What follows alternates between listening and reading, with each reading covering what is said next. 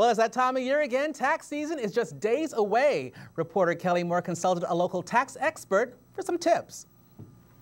New year comes some new tax incentives.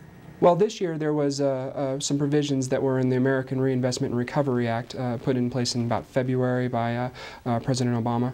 The first $2,400 of that are excludable from income, so that is a big deduction from the tax bill right off the top.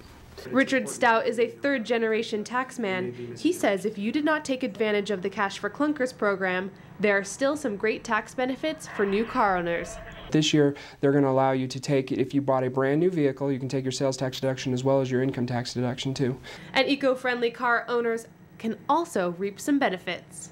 A hybrid car, if you bought a Ford, a Mercury, or a Mazda this past year, you might be entitled to the hybrid credit. Toyota's Prius and Honda's Hybrid do not qualify for this tax credit, but students buying books do get a credit if they know about the next tax tip. But for the first $4,000 of tuition, books, supplies, we can get a $2,500 tax credit. The next incentive is all about energy, which some locals took advantage of.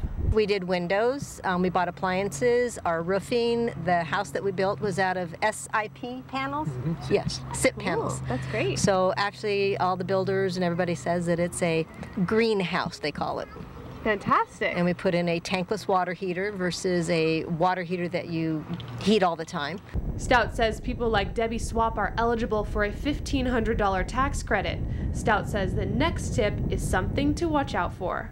If there were multiple jobs, if you had worked at the same time multiple jobs throughout the year, that they may have taken out more money than the $400 that we're entitled to. So if you are getting close to breaking even on the tax on your tax liability, this may end up pushing you over the edge and you may end up having to pay some of that money back. If you want more information about the tax service specialist, give them a call or email tax consultant Rix Stout.